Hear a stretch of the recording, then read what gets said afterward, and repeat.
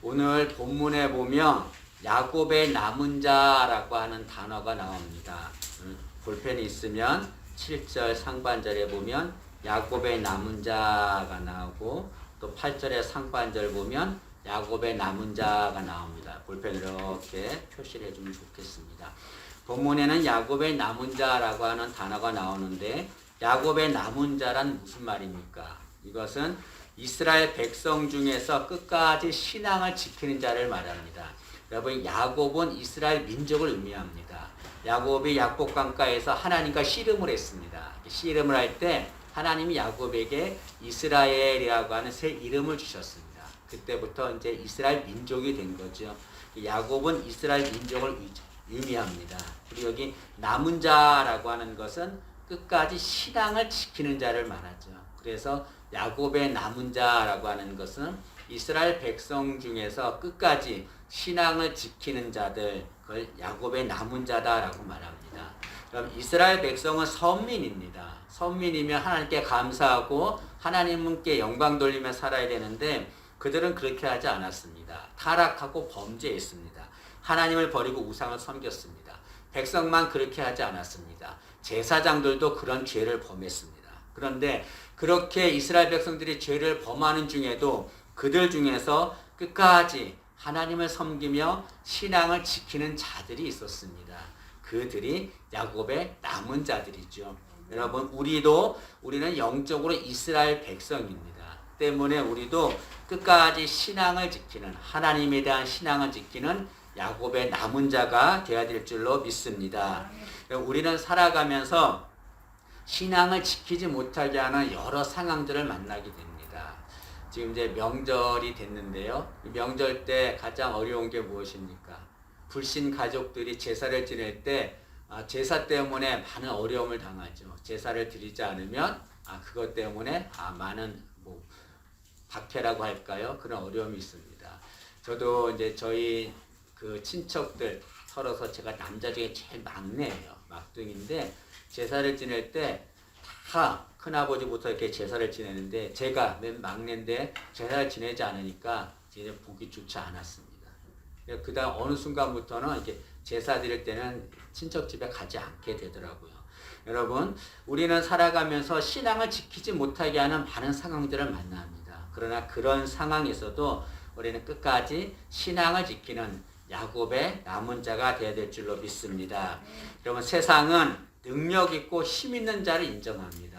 그들을 좋아하고 그들에게 박수치고 환호합니다. 그러나 하나님은 능력 있는 자, 힘 있는 자를 인정하지 않습니다. 하나님은 끝까지 신앙을 지키는 남은 자, 그런 자를 인정하고 그런 자에게 복을 주시는 거죠. 오늘 읽은 본문은 끝까지 신앙을 지킨 남은 자, 그런 남은 자들에게 주시는 복에 대해서 말씀하고 있습니다. 두 가지를 말씀하는데요. 첫째로 하나님은 남은 자에게 은혜를 주십니다. 오늘 7절 말씀을 한번 보시죠. 7절 말씀 보시면 야곱의 남은 자는 많은 백성 가운데 있으리니 그들은 여호와께로부터 내리는 이슬 같고 풀 위에 내리는 담비 같아서. 여기 7절 말씀에 보면 남은 자가 어떤 자냐면 여호와께로부터 내리는 이슬 같고 담비 같다라고 말합니다. 이것은 남은 자는 하나님은 남은 자에게 은혜를 주신다는 것을 말합니다. 성경에서 이슬과 담비는 하나님의 은혜를 상징합니다. 이스라엘 백성들이 광야 40년 생활했잖아요. 광야에 먹을 것이 없어서 막 굶주리고 배고팠습니다. 그럴 때 하나님께서 그들에게 만나를 내려주셨습니다. 하나님의 은혜지요. 근데 하나님이 이스라엘 백성들에게 만나를 내려주실 때 만나만 내려주지 않고 이슬과 함께 만나를 내려주셨습니다.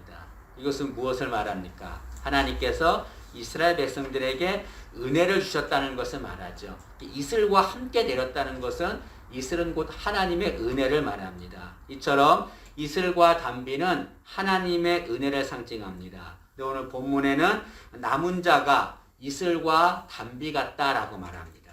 이것은 하나님은 남은 자에게 은혜를 주신다는 것을 말합니다. 여러분, 세상은 남은 자를 멸시하고 조롱합니다. 너무 광적으로 믿는다.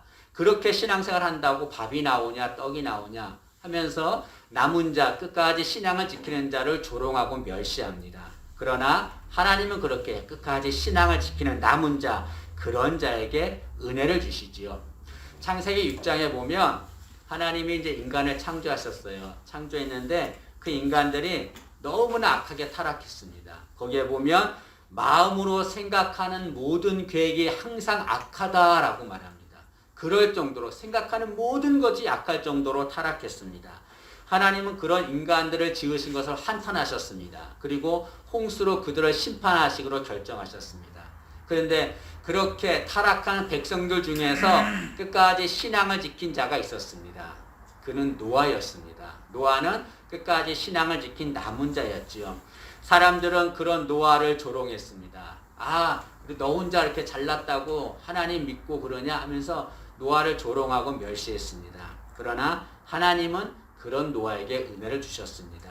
창세기 6장 8절 말씀입니다. 그러나 노아는 여호와께 은혜를 입었더라. 이 그러나가 무슨 말입니까? 그 앞에 어떤 일이 있는 거죠? 인간이 타락하고 범죄해서 하나님이 그들을 심판하시기로 계획하신 거예요. 그러나 노아는 그렇게 하지 않는다는 거죠. 끝까지 신앙을 지켰기 때문에 하나님은 노아에게 은혜를 주셨다라고 말하고 있습니다. 여기 노아의 이름에 우리의 이름이 들어가야 합니다. 그러나 노아는 여호와께 은혜를 입었더라. 그러나 아무개는 여호와께 은혜를 입었더라. 우리가 끝까지 신앙을 지켜서 하나님께 은혜를 받기를 진심으로 소망합니다. 하나님이 홍수로 심판하실 때 결과가 어떻게 됐습니까? 그 타락한 백성들은 다 홍수로 심판을 멸망당했습니다. 그러나 노아와 그의 가족은 구원을 받았습니다. 하나님이 은혜를 베풀어 준 거죠. 우리도 노아처럼 끝까지 이렇게 신앙을 지키면 하나님이 은혜를 주십니다. 여러분, 사회학에서 거울 자아 이론이라는 것이 있습니다. 이것이 뭐냐면 여러분, 우리는 거울을 통해서 자기 자신의 모습을 봅니다. 그런데 상대방이 나의 거울이 되는 거예요. 그래서 상대방이 나를 보는 대로 내가 그대로 똑같이 되는 겁니다. 그래서 예를 들어서 부모가 자식을 계속 문제아로 보는 거예요. 그러면 그 자식은 문제아가 됩니다. 그런데 부모가 그 자식을 계속 사랑하면 그 자식은 사랑받는 자가 되는 거죠. 여러분, 하나님은 우리를 은혜로 보십니다.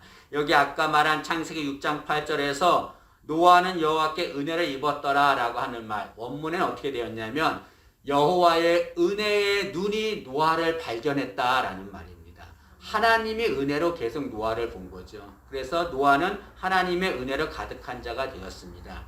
하나님은 끝까지 신앙을 지키는 자, 그런 자를 은혜의 눈으로 보십니다. 그러면 하나님의 은혜를 받은 우리는 하나님의 은혜로 가득한 자가 되는 거죠.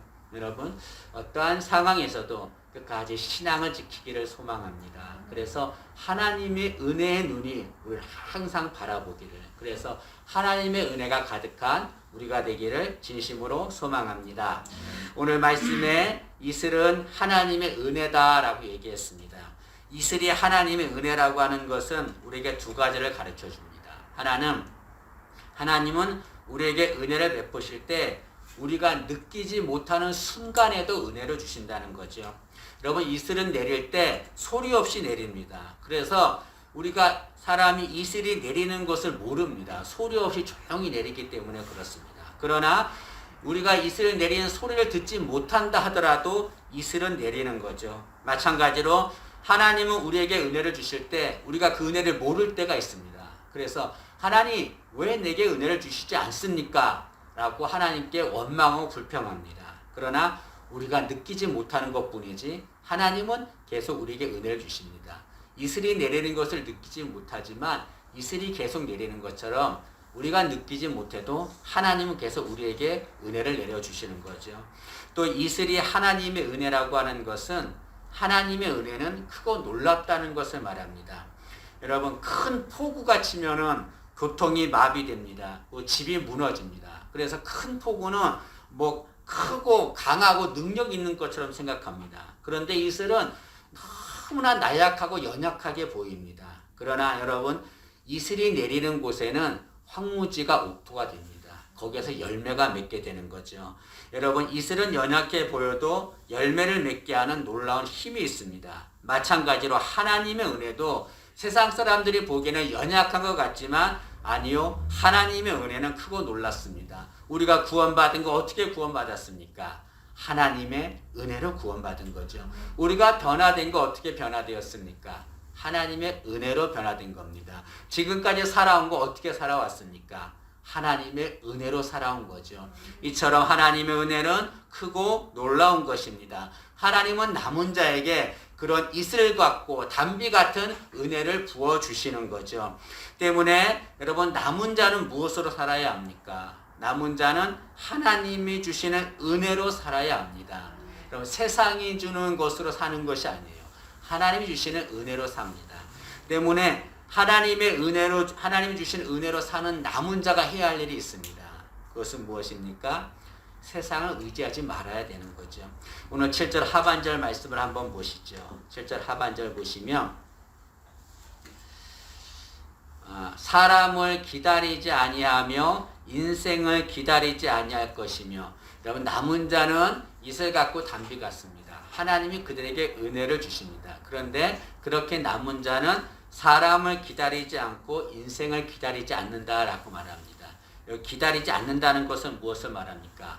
사람이, 세상이, 인생이 도움을 줄 것을 기다리지 않는다는 거죠.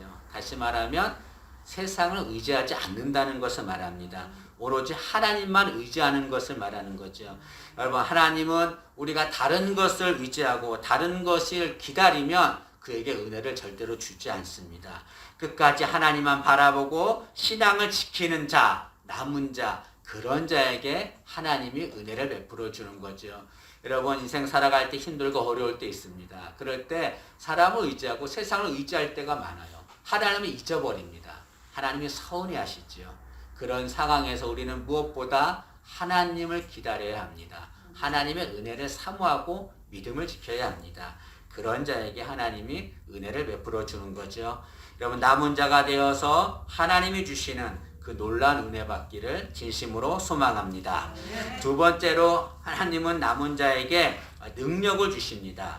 오늘 8절 말씀을 한번 보시죠. 8절 보시면 야곱의 남은 자는 여러 나라 가운데와 많은 백성 가운데 있으리니 그들은 수풀의 짐승들 중에 사자 같고 양떼 중에 젊은 사자 같아서, 여기 보면 남은 자가 뭐와 같다고 했냐면 젊은 사자와 같다라고 말했습니다. 이것은 하나님은 남은 자에게 능력을 주신다는 것을 말합니다. 여러분, 사자는 짐승 중에서 가장 힘이 센 짐승입니다. 가장 능력이 크지요. 그래서 사자는 짐승의 왕입니다. 어떤 짐승도 사자를 이기지 못합니다. 그런데 오늘 본문은 남은 자가 사자와 같다, 특히 젊은 사자와 같다라고 말합니다. 이것은 하나님은 남은 자에게 능력을 주신다는 것을 말합니다. 여러분, 세상 사람들은 남은 자가 연약한 것 같지요, 힘이 없는 것 같지요. 절대로 그렇지 않습니다. 남은 자가 능력이 있습니다. 하나님이 그에게 능력을 부어주시는 거죠. 그러면 하나님은 남은 자에게 어떤 능력을 주십니까? 첫째는 하나님은 남은 자에게 사탄을 이길 능력을 주십니다. 여러분, 사탄은 항상 신앙인들을 공격합니다. 죽일 듯이 달려들어 공격합니다. 창세기에 보면 사탄이 아담과 하와를 공격했어요. 선악과를 먹고 범죄하게 했습니다. 심지어는 예수님을 공격했던 것이 사탄입니다. 그 사탄은 계속해서 신앙인들을 공격합니다. 특히 남은 자를 공격하지요. 요한계시록 12장 17절 말씀입니다. 용이, 사탄을 말하죠. 용이 여자에게 분노하여 들어가서 그 여자의 남은 자손, 남은 자를 말합니다. 곧 하나님의 계명을 지키며 예수의 증거를 가진 자들과 더불어 싸우려고 바다 모래 위에 서 있더라. 여기 보니까 용이 여자의 남은 자와 싸우려고 모래 위에 섰다라고 말합니다. 사탄이 남은 자를 항상 공격하죠. 여러분, 우리의 능력으로는 사탄을 절대로 이길 수 없습니다. 능력이 없기 때문에 그렇습니다. 그러나 하나님은 끝까지 신앙을 지키는 남은 자에게 사탄을 이길 능력을 주시는 거죠. 그 능력으로 우리는 사탄을 능히 이기게 될 줄로 믿습니다. 여러분 다윗이 있는데 다윗은 신앙을 지키며 산 남은 자였습니다. 어느 날 이스라엘의 블레셋 장군 골리앗이 이스라엘 민족을 막 조롱합니다. 멸시하고 무시하죠. 그런데 그 당시에 사울이 있었습니다. 사울은 한 나라의 왕이었습니다. 그는 군대도 있었고 무기도 있었습니다. 그럼에도 불구하고 그는 골리앗을 두려워했습니다. 그에게는 능력이 없었습니다. 그런데 다윗은 그 골리앗을 두려워하지 않았습니다. 그 골리앗을 물리쳤습니다. 어떻게 물리쳤습니까? 나가서 돌멩이 5개를 주워왔어요. 그 중에 돌멩이 하나로 골리앗을 물리쳤습니다.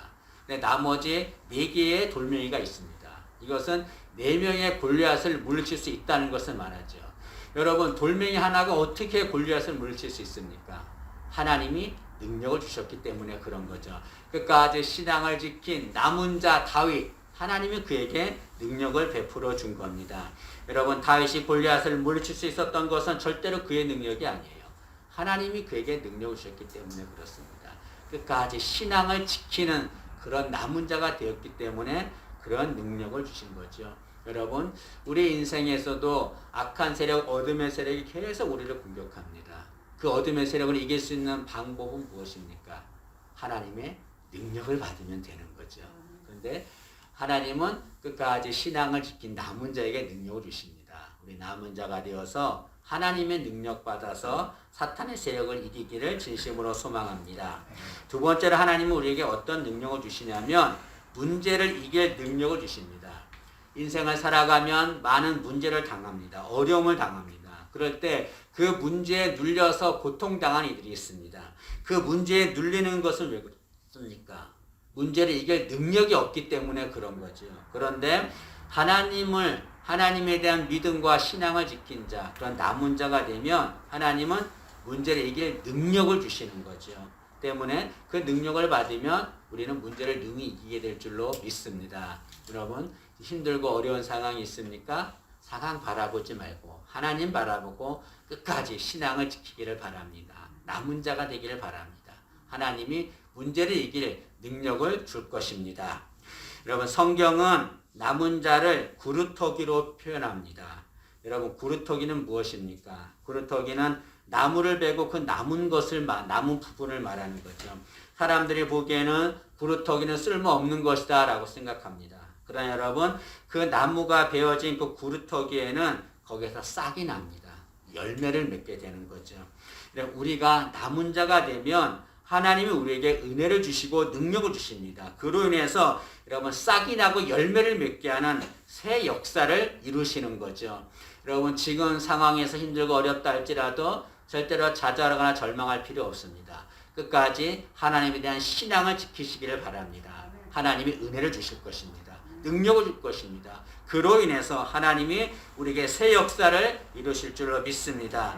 여러분 끝까지 신앙을 지켜서 남은 자가 되기를 바랍니다. 그래서 하나님이 주시는 은혜와 능력으로 우리 인생이, 우리 가정이, 우리 교회가 새 역사가 이루어지기를 진심으로 소망합니다. 기도하겠습니다.